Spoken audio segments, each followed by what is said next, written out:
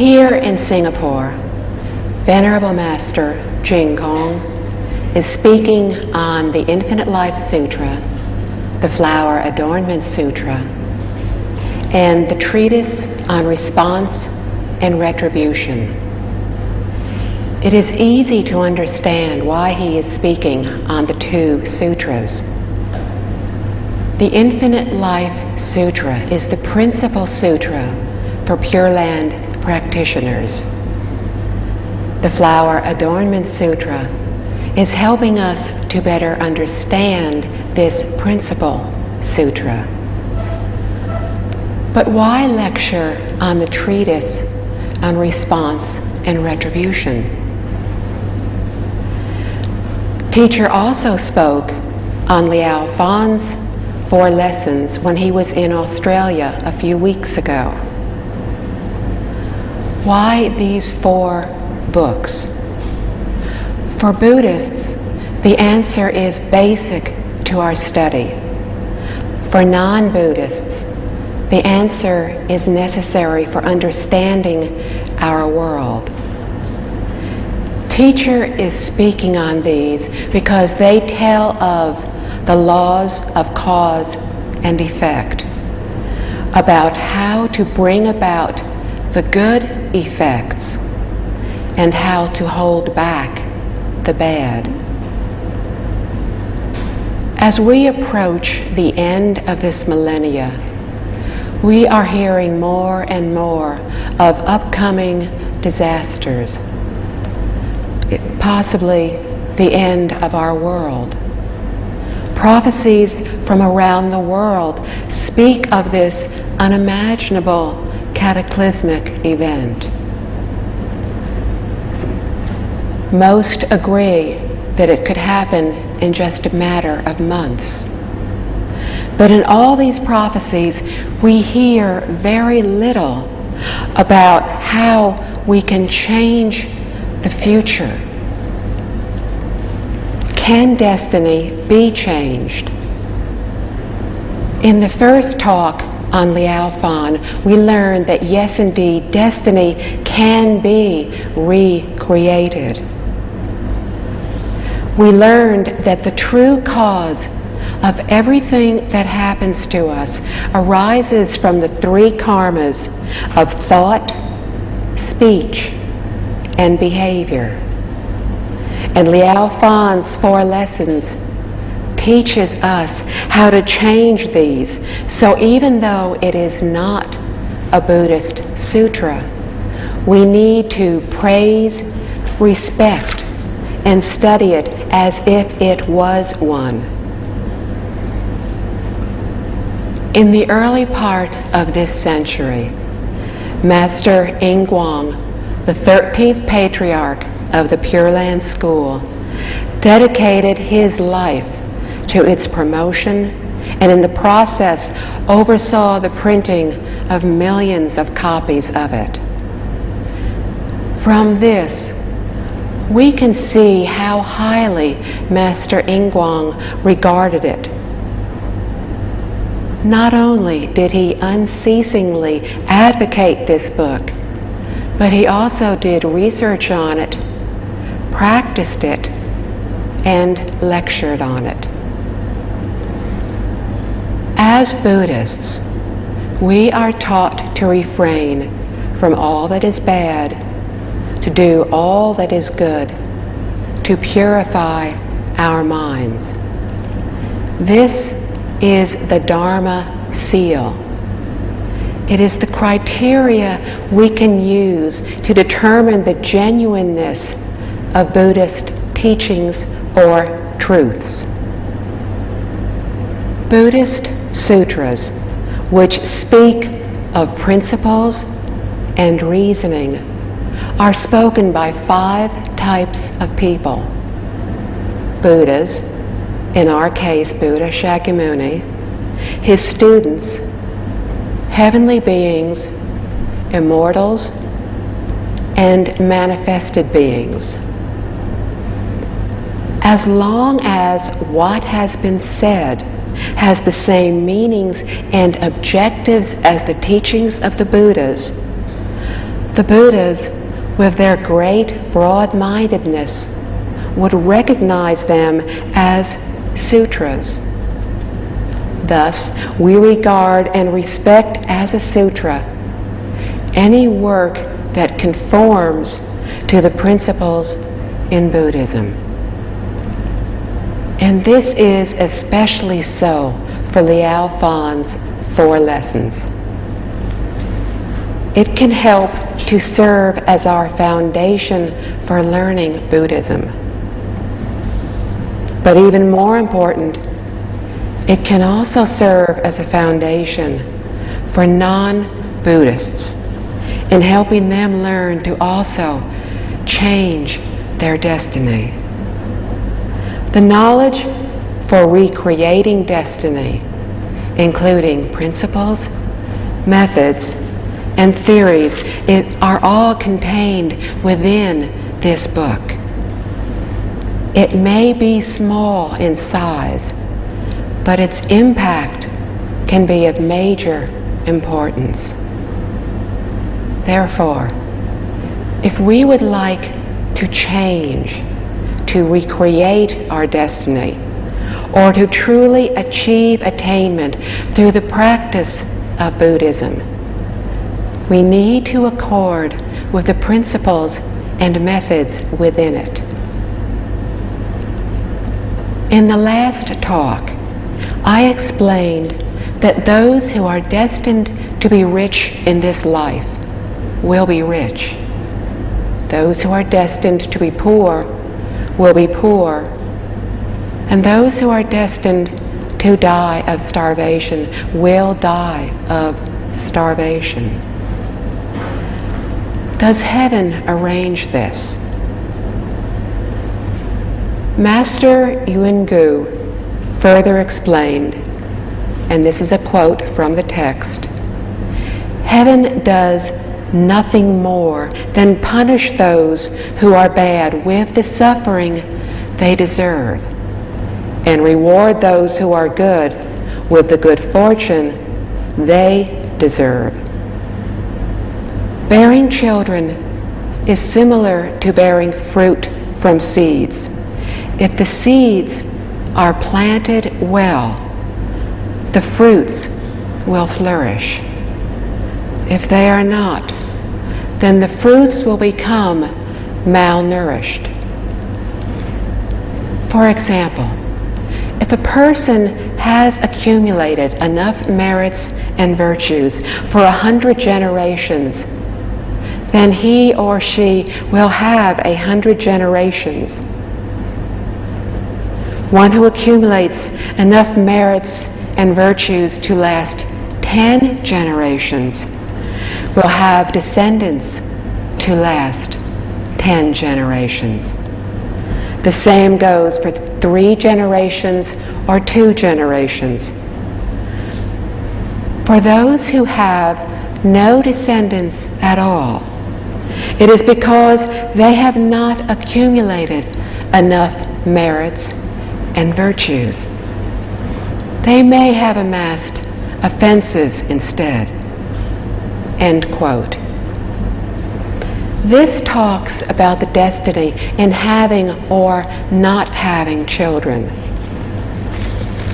Ordinary people believe that our lives are arranged according to the will of heaven. But this is not exactly right. Everything that happens to us is a result of our thoughts, speech, and behavior. Heaven does not arrange it. Only the great sages and saints with true wisdom can see through to this truth. If we have accumulated enough merits and virtues for 100 generations, then we will have 100 generations of descendants. Great Master Ingguang often praised Confucius, who cultivated the virtue of 100 generations. Confucius constantly thought of benefiting the country and people without the slightest thought of self. He dedicated his whole life to education and passed on his ideals and aspirations to his students. He was the greatest educator in Chinese history.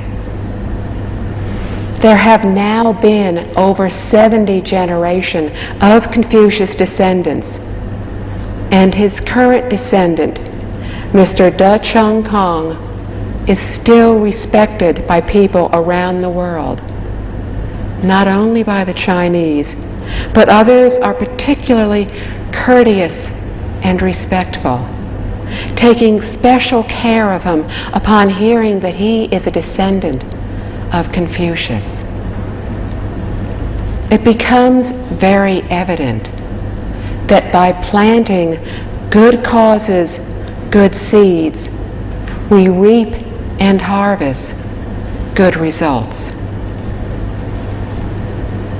In Liao Fan's 4 lessons, we read that when we accumulate enough merits and virtues for 10 generations, we will have 10 generations of descendants to live out that good fortune. In Chinese histories, emperors would try to establish dynasties that were able to reign for many generations, like the Qing dynasty, the last dynasty in China, which lasted for 10 generations. But if their ancestors had not accumulated enough merits and virtues, then it would not have been possible. Today, people do not believe this. They think all they need is good political tactics and knowledge. But they are wrong. Virtues accumulated by our ancestors, plus our virtuous conduct from our own past lives, will result in having virtuous people being born into our family. Thus, its continuation will be assured. For instance, for how many generations will a family business last? In Taiwan, there is a chain of medical schools called the Universal Compassion Hall, which originated in Beijing. By the accumulation of merits and virtues, it has been in business for over 100 years and has been handed down through several generations. Compassionate ancestors whose driving force was to be able to keep the store going so they could help save lives began it. Unconcerned about profits, they only wanted to make enough money to be able to live very simply. So their goal was not to make a profit or to live a life of ease and comfort, but to benefit society and to help those who were suffering. With this objective, they were able to found a business that has lasted over 100 years.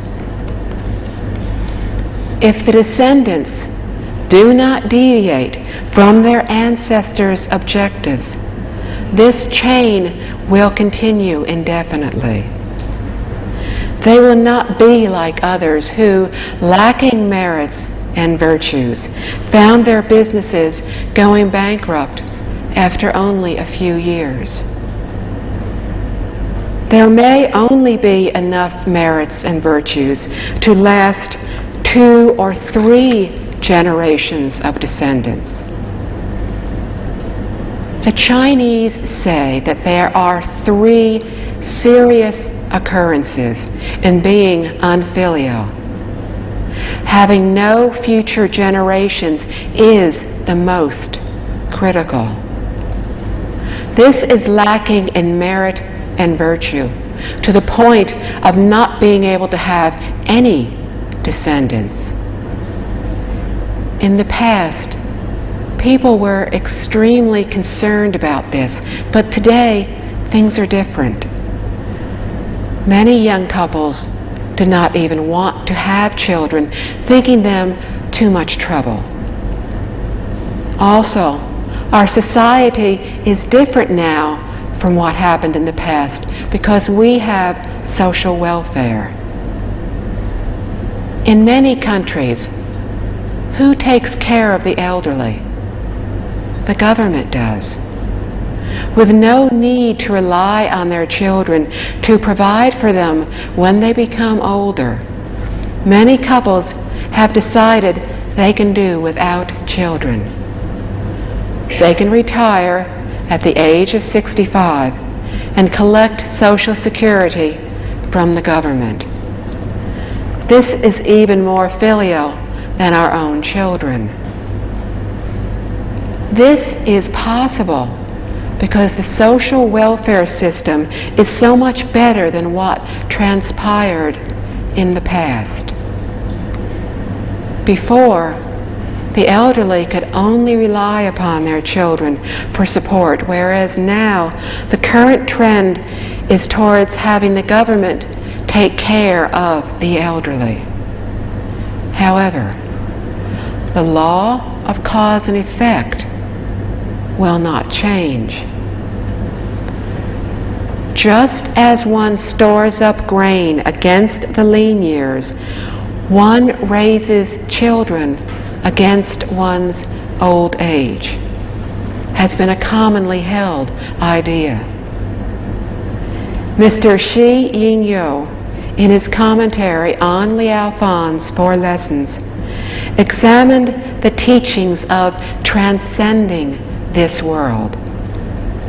He said that those who transcend this world would consider the cultivation of ending desire and love, ridding themselves of illusion to obtain wisdom, and surpassing the ordinary to become a sage as the supreme merit and virtue. He added that regretfully, most people did not understand this level of attainment. The idea of raising children against old age still exists today. Usually, when young people generate the heart to become monks and nuns, their parents, relatives, and friends try to do their very best to stop them. They do not understand, for they think that, like before, not having a next generation is their biggest concern. Buddhism, however, looks into the 3 times of the past, present, and future. It sees and understands the truth of life and the universe. Most people only see a tiny portion of the universe, not the whole. Of the entire universe, they have only witnessed the human realm. Of the human realm, they only see the present, neither the past nor the future. Therefore, they are unable to see as clearly as Buddhas and Bodhisattvas do. When someone in a family becomes a monk or a nun, it is truly the most joyful occasion, the most outstanding pursuit.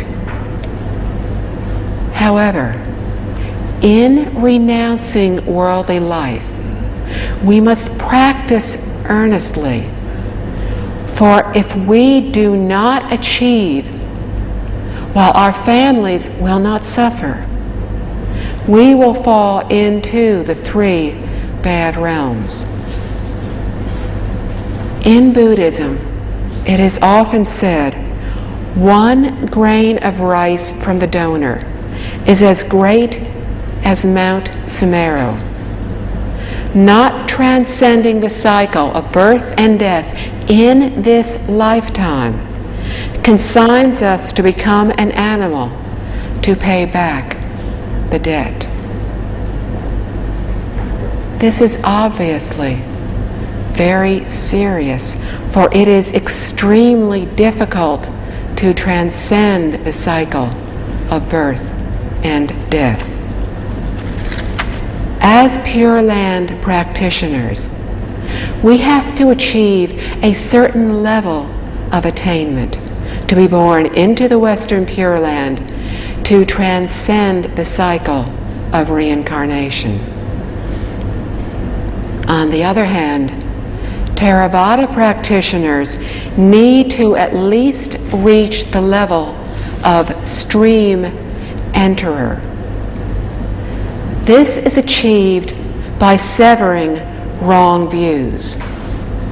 It is the first of the 4 stages of sainthood in Theravada Buddhism. By attaining the fruit of non-returning, we will be considered a sage. At this point in achievement, we will continue to be born into the human and heaven realms. And in this way, we are assured of attaining the state of Arhat, although it may take a very long time to do so. But by not falling into the 3 bad realms, we are considered to have achieved attainment.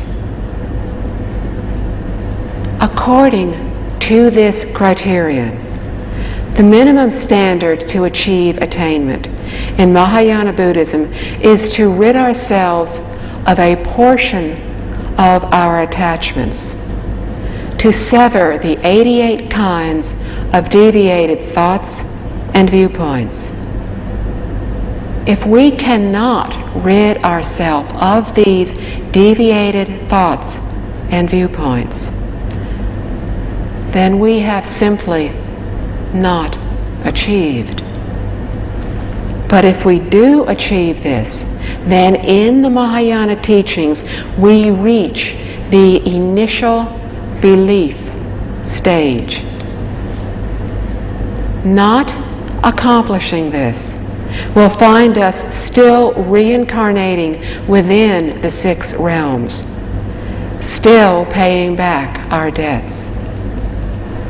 For monks and nuns, this means we will have to pay back each and every offering from the 10 directions that we enjoyed during the time that we were monks and nuns. These offerings were not given without expectation of reward. We have to pay them back. If we are able to achieve the levels of stream enterer or to sever the 88 kinds of improper thoughts and viewpoints, for Theravada and Mahayana practitioners respectively, those who made the offerings will receive the benefits of good fortune. Then there is no need for us to pay them back, because they have harvested from the fields of merit. But for us, there is still another way to seek birth into the Western Pure Land. Otherwise, achievement is not possible. If we cannot go to the Pure Land, then we have achieved nothing. Seeking birth into the Pure Land is actually much simpler than severing the 88 kinds of improper thoughts and viewpoints. To be born into the Pure Land, it is not necessary to sever these, for we carry our remaining karma with us to the Pure Land. As long as we have true confidence, the sincere vow, the proper conduct, are honestly mindful of Buddha Amitabha, everyone will achieve attainment. We see this very clearly in the Infinite Life Sutra and in the Amitabha Sutra. Therefore, when generating the heart to renounce worldly life and become monks and nuns, we must attain achievement. From the book. Now that you recognize your own shortcomings, you need to put forth your utmost efforts into working to change and reforming your misdeeds, which cause you not to have a child or to become an imperial officer. You would do well to cultivate virtue and tolerance, and to treat others with compassion and harmony. Also, care for your health and conserve your energy and spirit. End quote. This is the method that the Master taught Mr. Liao Fan in changing his destiny, to take the right steps to correct his bad habits and shortcomings. Since he knew his shortcomings, the Master taught him to do his utmost in changing his ways and reforming. Mr. Yo said in his commentary that we each have our own faults and weaknesses. But if we can calmly analyze ourselves and find them one by one, then we have our starting point. So changing our ways and reforming is true cultivation. It is by no means simply the formality of reciting sutras, prostrating before the Buddha, or chanting mantras. To cultivate our whole life and to still be mired in the 6 realms of reincarnation is to have simply gone through the formalities.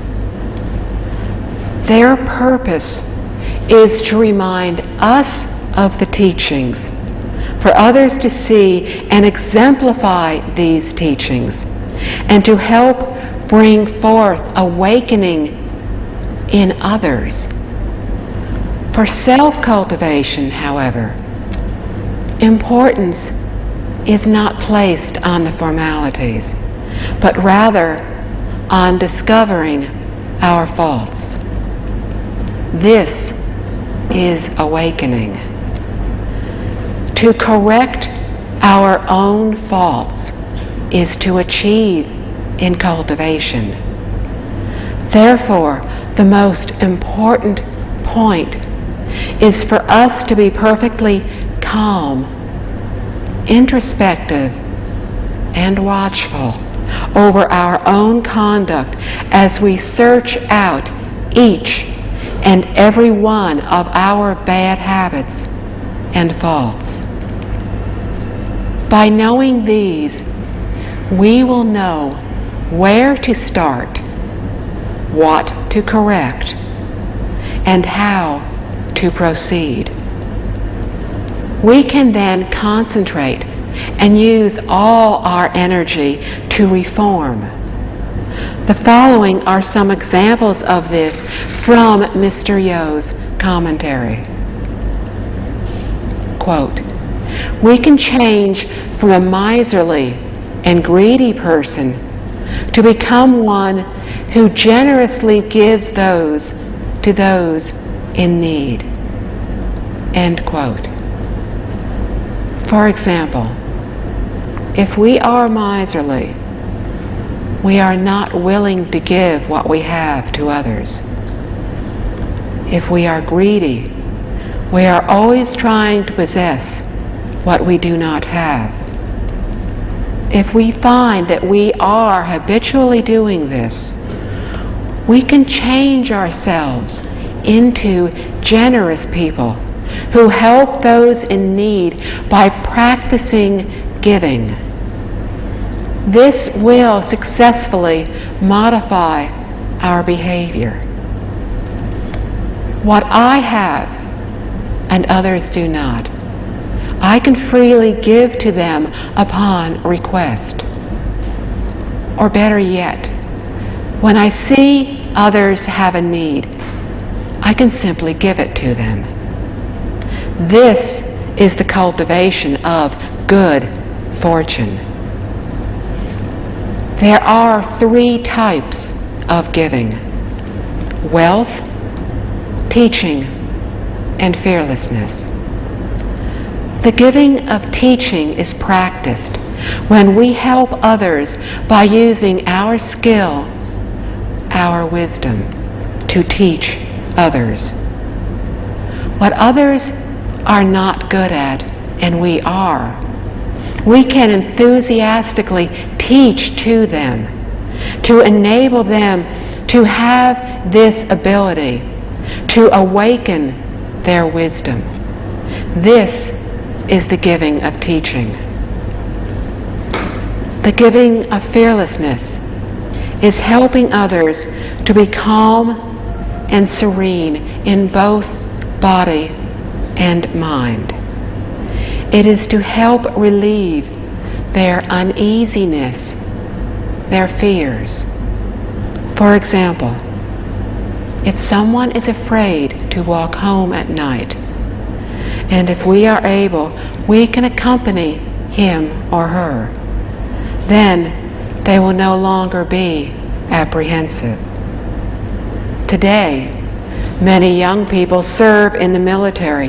This is another form of the giving of fearlessness. Why? Soldiers protect a country and keep peace by not allowing harm or invasion by outside forces. We can see that the scope of these kinds of giving are extensive. The Buddha tells us that with the giving of wealth, we attain wealth. With the giving of teaching, we attain teaching, intelligence, and wisdom. With the giving of fearlessness, we gain health and longevity. In many countries, we see another form of the giving of fearlessness, that of freeing captured animals. However, we also see many improper practices which have come about as a result of this giving. Because so many people have wanted to free them, some people have gone into the business of capturing more animals. Freeing animals in this way is not the giving of fearlessness, but subjects them to harm. If we do not set them free, others will not capture them. We would do well to understand so that our kind hearts will not inadvertently lead us to commit wrongdoings. The proper way to practice this giving of fearlessness is to free animals that we find in the food market when we are shopping. We do so in the knowledge that they will be able to survive once they are freed.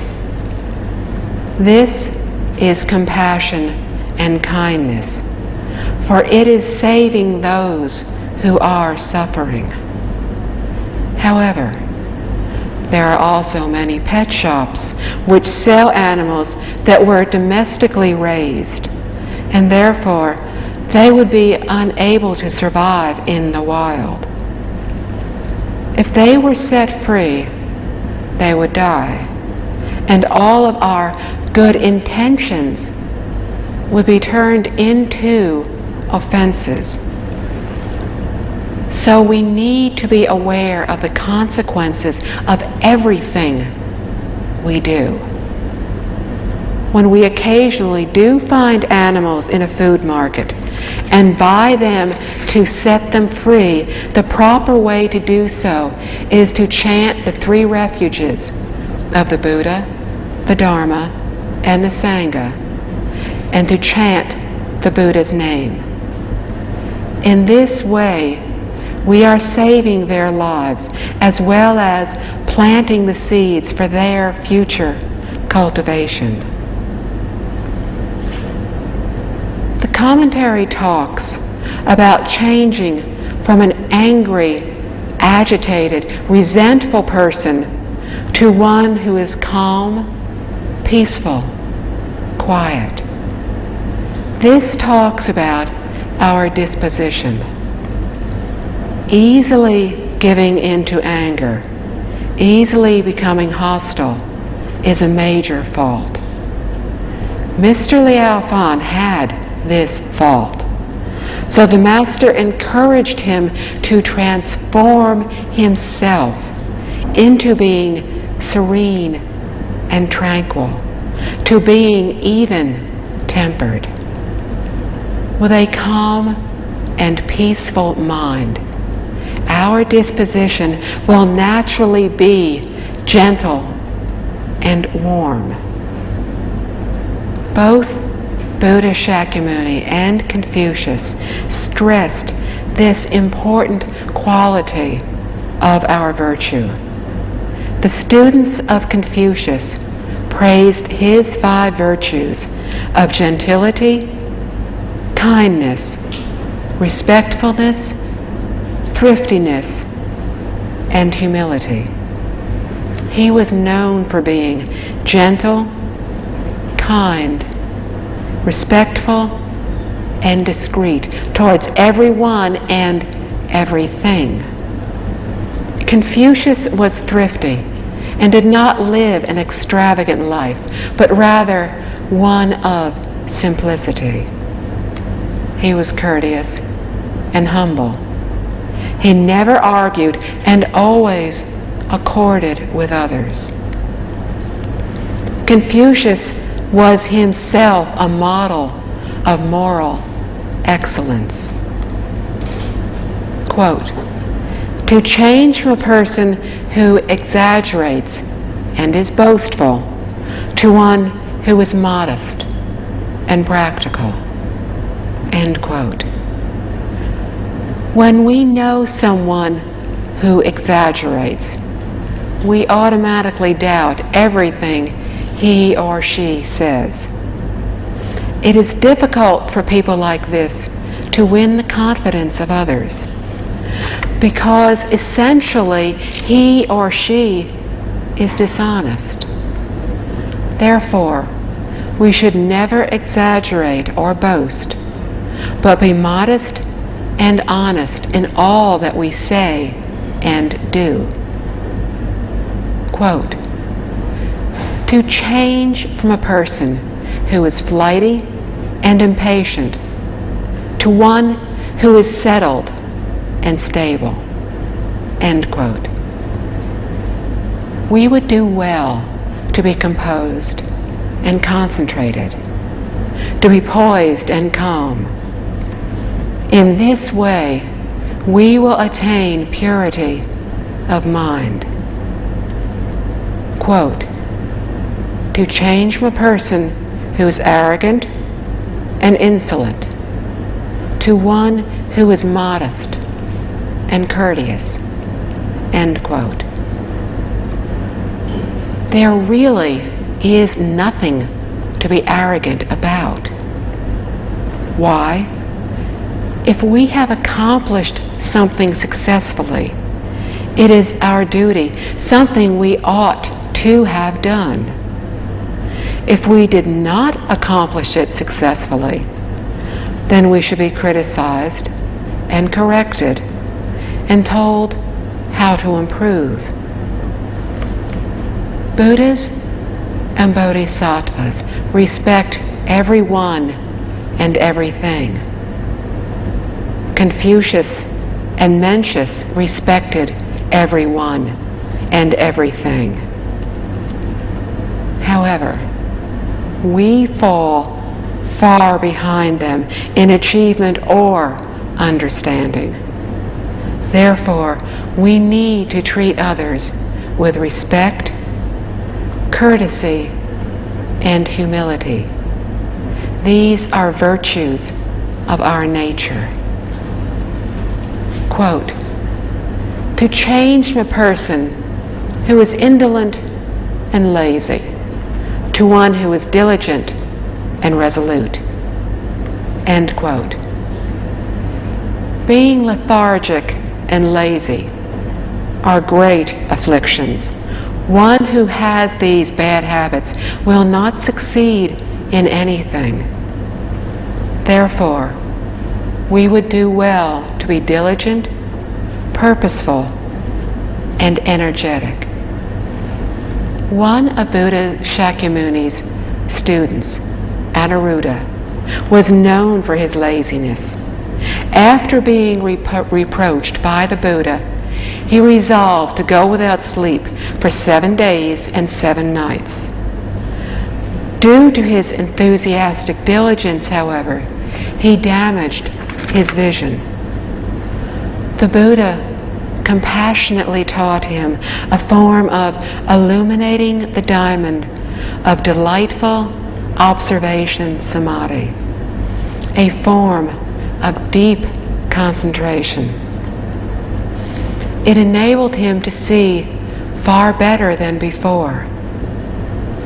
As a result, he was able to see one Buddha land, which is comprised of 1 billion galaxies.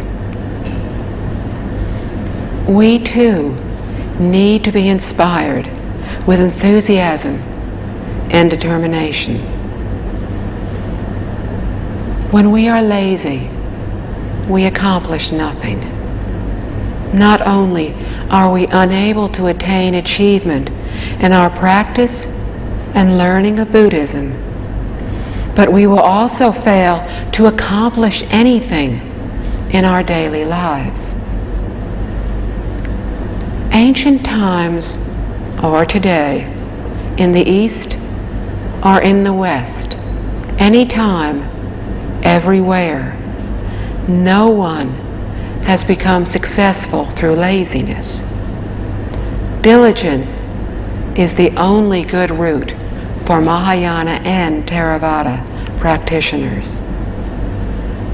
To change from a person who is merciless and cruel to one who is kind and compassionate. To change from a person who is cowardly and fearful to one who is brave and motivated. To be cowardly and timorous is another serious fault. Thus, we would do well to overcome it and to work diligently and resolutely. Mr. Liao Fan himself admitted to having these faults.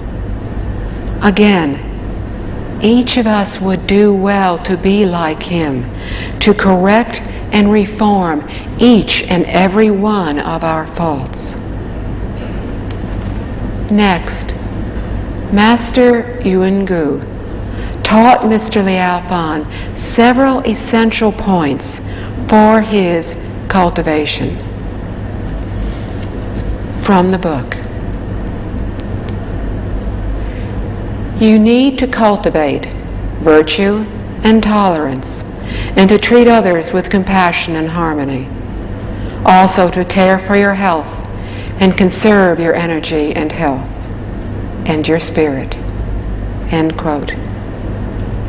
First, the Master encouraged Mr. Liao Fan to accumulate merit by ending his erroneous ways and cultivating good deeds. This is the foundation for improvement, whether in Buddhism or worldly teachings. If we do not earnestly accumulate merits and virtues by refraining from all wrongdoing and practicing all forms of kindness, how can we hope to be those who have thousands of dollars, or those who have accumulated enough merit and virtue for 100 generations? An entire country respected Confucius. An entire world respected Buddha Shakyamuni. The former accumulated great merits of this world. The latter accumulated great merits of the universe. Second, we need to be tolerant of others, to broaden our minds, our hearts.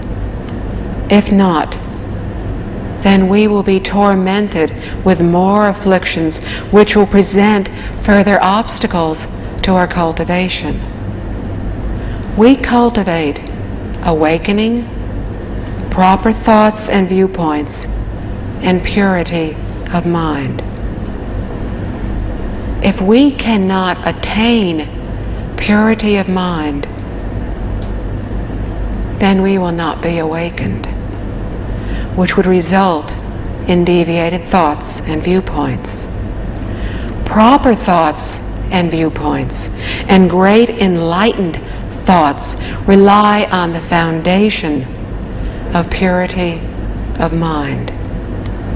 Therefore, we need to be able to tolerate others. There is no need to take things too seriously. No need to be critical of anything. As we learn in the Diamond Sutra, everything is like a dream, an illusion, bubbles, a drop of dew. We need to understand that nothing is real. Existence is like a cloud. From a distance it appears real, but when we pass through it, it is nothing. There is nothing worthy of dispute. There is nothing worthy of anger. There is no point in dwelling on anything, for this will only hinder our cultivation. There is every point in being peaceful, gentle, and loving. Being not so was Mr. Liao Fan's biggest problem. We need to practice loving kindness and compassion for everyone and everything. The Buddha taught that these are non-discriminatory, are equally held for all. Confucius taught of loving kindness. He explained that the benevolent person has no enemies. If we still have feelings of hostility, then we are neither kind nor compassionate. Conflicts and hostility simply do not exist within the heart of loving kindness. It is the same as the great compassion of the Buddhas. Different people, different words, same meaning. This is what we need to learn and practice, to truly benefit ourselves, to benefit others. Pure Land Sutras tell us of one mind undisturbed. This state is unattainable if anything exists in conflict. To have conflict is to be of two minds, to have something that needs to be confronted, to be thought of. The sixth patriarch, Master Huineng, said that originally our true mind contained nothing. If the mind still clings to even one wandering thought, then it is not the true mind, but a false one. If the mind is pure, if the mind is at peace, then it will not have any conflicting thoughts. Without any conflicting thoughts, the true mind can be uncovered. Purity of mind can arise, and this is how we attain one mind undisturbed. The states of one mind undisturbed and constant mindfulness of Buddha Amitabha start from here. In constant mindfulness of Buddha Amitabha, initially the mind remembers the Buddha and does not forget. Then, after prolonged cultivation, we constantly contemplate the Buddha. If we have been chanting the Buddha's name for many years and have not yet reached the state of constant mindfulness, we need to determine where the problem lies and correct it. When we have no more obstacles, we will be able to achieve this state, which will assure us of achieving birth into the Pure Land. Regardless of the state of cultivation we have achieved, we will know when we have achieved it. There is no need to ask another.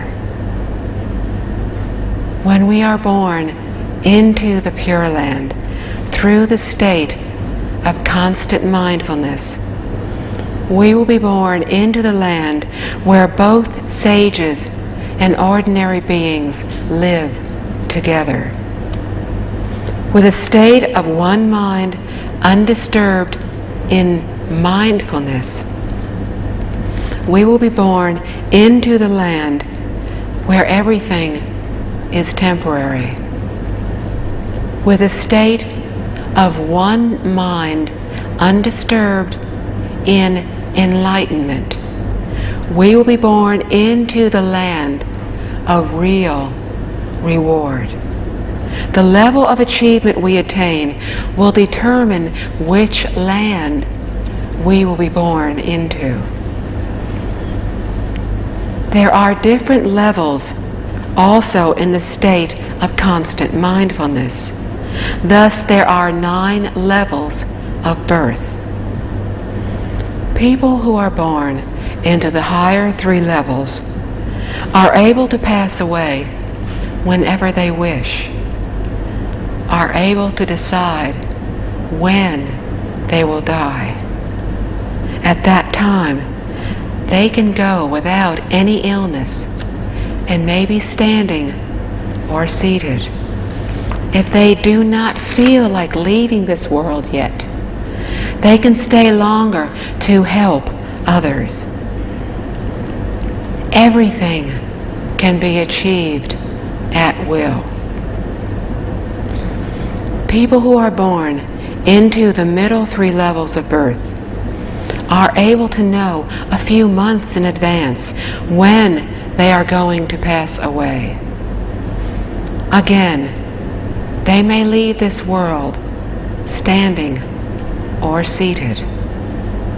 In the lower level, people will know several days in advance of their death when they will leave, but they may become ill. People reaching the level of one mind undisturbed have even higher abilities than constant mindfulness. There are two levels of one mind undisturbed. One is in mindfulness. The other is in enlightenment.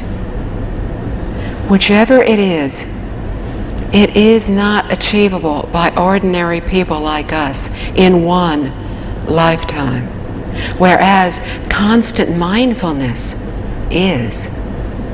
Therefore, in this lifetime, we can attain the state of constant mindfulness in which we will have the ability to pass away at ease, to leave whenever we wish.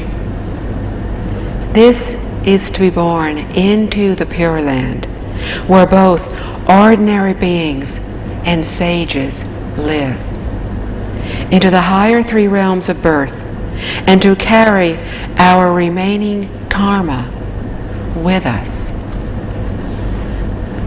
The Master told Mr. Liao that he should care for his health and conserve his energy and his spirit.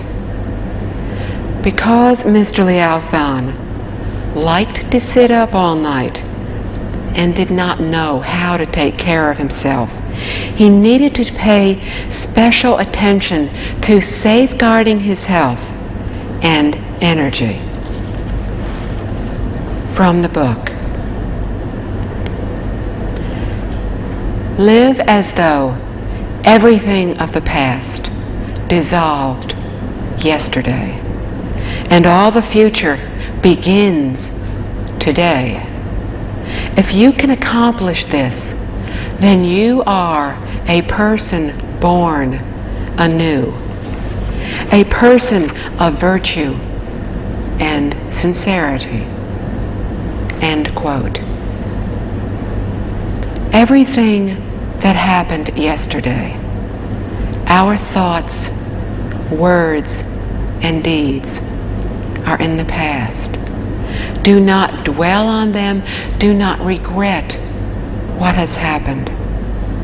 Because if we do, it is as if we have committed them again. And this will only leave additional impressions in our alaya consciousness, which is our store consciousness, the thought database from all our past and present lives, good or bad.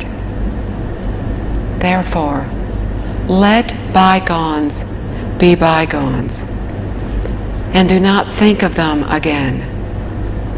The important thing is to correct what is in the present, what will be in the future. Doubts and regrets are afflictions, which are conditions or causes of pain, the distress and suffering which disturb the body and mind. The Buddha taught us not to dwell on the past.